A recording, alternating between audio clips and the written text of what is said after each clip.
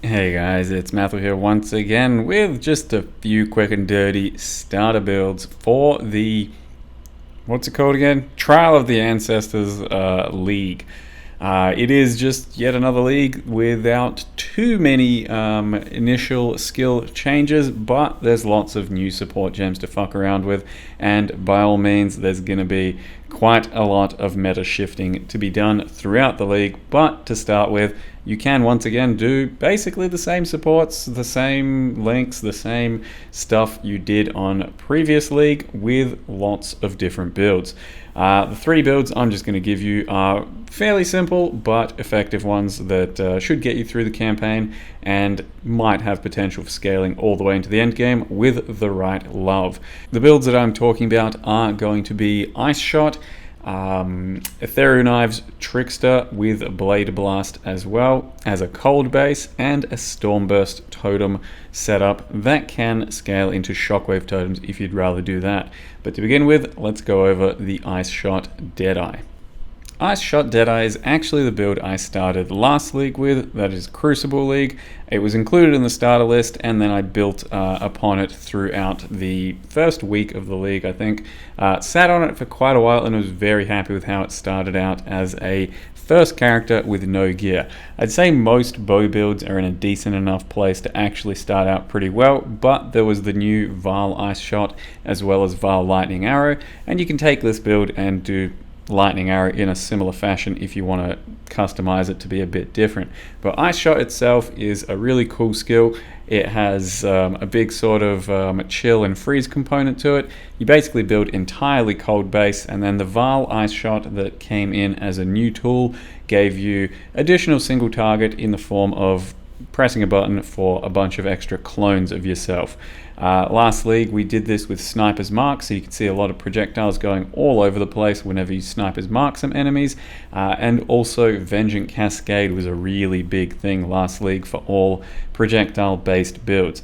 That won't be in the game anymore, but you can still use return projectiles if you want more I guess projectiles all over the place, but it wasn't really necessary. Vengeance Cascade just ended up taking this build into Uber territory without any large budget, but without Vengeance Cascade, this starter should still comfortably go through all the way to the basic end game, I suppose.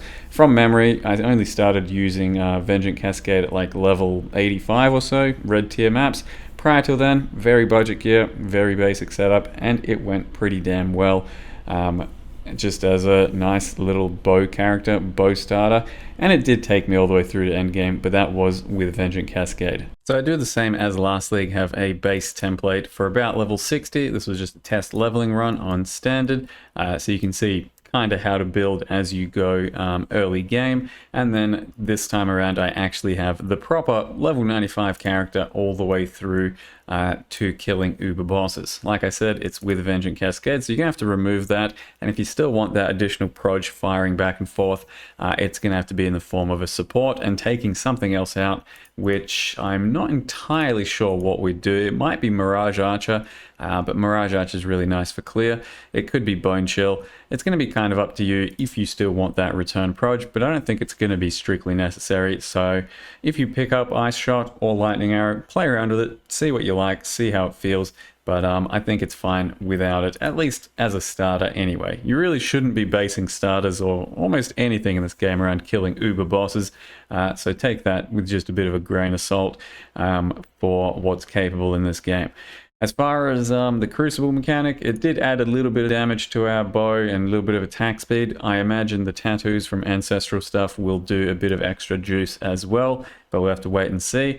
If you want more info on this build, realistically, I've got like 3 or 4 videos at the start of Crucible League that go over this in fine detail, but yeah, the build's there. Loved Ice Shot, and most bow starters should be pretty comfortable early on. They are going to be more of like soft core builds because you can easily just kind of ignore your life pool or certain defenses and build more into offense, be a bit faster, kill things before they kill you.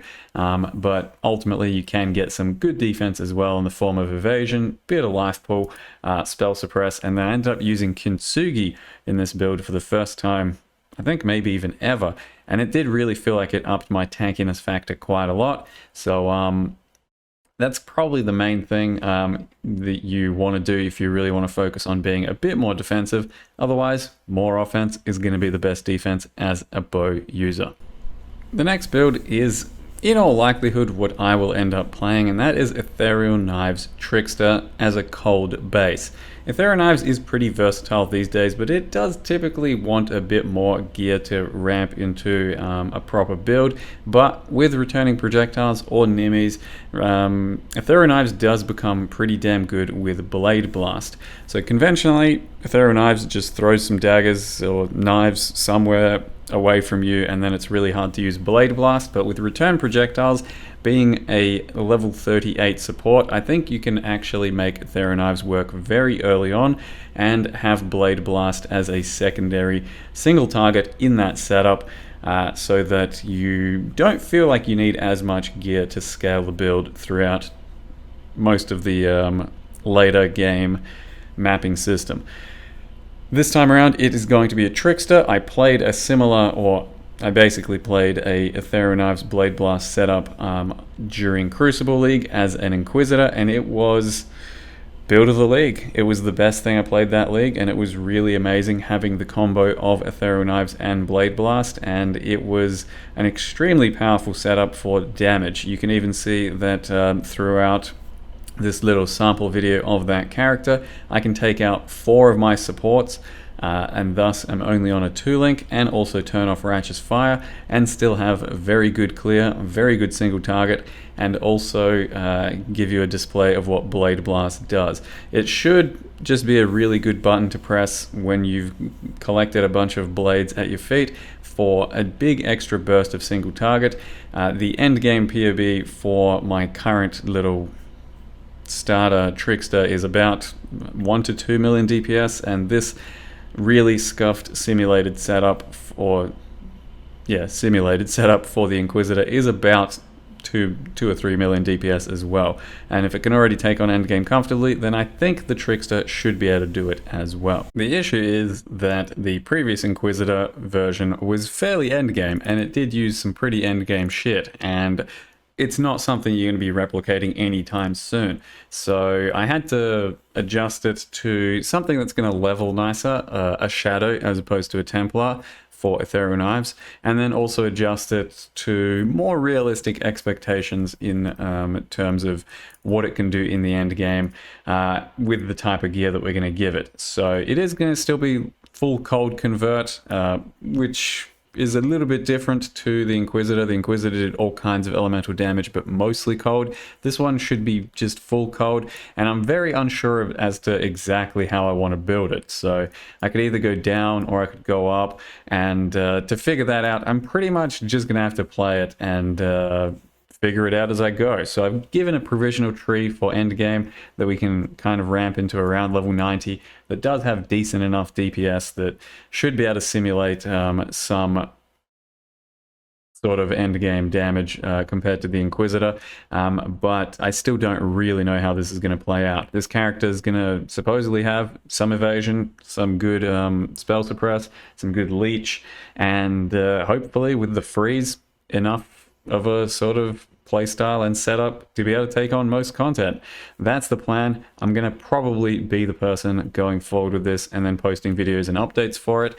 But you could also still try and do the Inquisitor version and then just build into it as you go with the right gear, because I know that this one is an absolute beast. It is going to lose a few things because we can't steal the Guardian node, this one here, and you're probably not going to have the exact same sort of output, especially since our Crucible tree won't be there for a little bit of extra like life and cast speed. But overall, you can see the template of what was my best build that league, and maybe even one of the best builds I've ever played. But we do have a small template of how I just then tested an EK starter up to level 60. It was surprisingly not that bad. You start out with Ethereal Knives, you use other stuff like Flame Wall, you get Blade Blast at level 16, which starts to help a little bit. You can use other spells if you want, but it took till about level 20, 25, once we get Hatred, that's around the time that it started to feel kind of okay. So I just did these points here to begin with, and then went up and took these crit nodes, started to become crit, then went down and grabbed the pierce. And yeah, by level 60, as you could just see throughout that little video, we were doing okay. And ideally, we should be able to use returning proj at level 38 on the new league to enable Blade Blast a lot sooner, and hopefully it helps carry the leveling process. But the gear I used was absolute trash, so it was stuff I basically didn't even change for like 30 levels, 40 levels, just to make sure it works at the barest of bones. And yeah, hopefully it serves us well, and hopefully it goes places. It's a bit provisional, but I think EK Blade Blast is a bit of a winner once it gets built well enough. And then lastly, another build I'll give that's kind of provisional is Stormburst Totems. I've wanted to do Stormburst Totems for quite a while now because I know that there's some potential behind those, but I still haven't got around to it due to just doing all kinds of other stuff, and I do think it can be a nice enough starter, as I did try and do it one time during a gauntlet. So building HC SSF with much thicker parameters, I managed to get to like level 70 with it fairly comfortably. I then also just now tested it up to about level 60 on Crucible and Standard, and it does go well enough. And the biggest benefit is that it can also transition to Shockwave Totem if you really want to go that route, which is an absolute winner of a build, especially for Sanctum. You just kind of need an astral projector to make it feel really good. Either way, this build here, Stormburst Totems, it's a bit messy, as you can see, with lots of Stormburst going off, but it levels pretty nice, and I think it can scale really well into mid to late endgame with almost no currency or gear whatsoever. From the little POB that I've put up with pretty crap gear, it does go up to about 7 million DPS, and it can have a bit of tankiness as well on top of that. I think it can also potentially be used with the new Spellblade support with Energy Blade if you want to reroute the build a whole bunch. But this one is just supposed to be pure lightning, pretty provisional, so I don't really know exactly how it's going to go, but you can try your best to mimic the Shockwave Totem POB that I used for my build winning Shockwave Totem for pure endgame, and also maybe transition into it later game if you really want to, but hopefully it serves you well. I was debating starting this one, but I think I need to do the Ethereal knives just so I can make more videos on it early on. So then of course I will be giving you my little leveling test of up to about level 60, and you can see how I leveled and what kind of gear I've got. Absolute garbage. And then the actual end game POB that I've somewhat tried to simulate up to about level 95, which does have decent DPS and just some okay gear, but some of the stuff you're kind of going to try and chase down to be a starting point for this type of totem build. And then you can see the Shockwave Totem that was one of the most powerful builds I'd ever done a good few leagues ago at this point, but Shockwave Totem hasn't really gotten any worse. It just requires a few pretty nice pieces of gear to really go the distance for pure like uber endgame and all that. But I do think Stormburst Totems themselves have potential to scale just as high as Shockwave Totem, maybe even higher.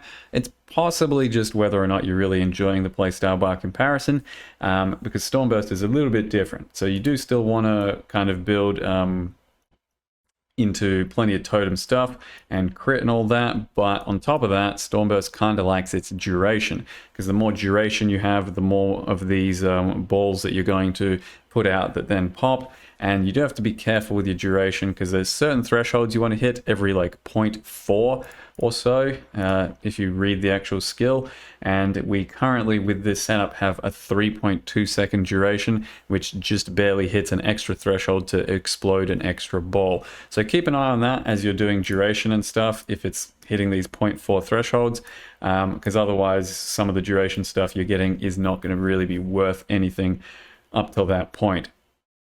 if that makes sense.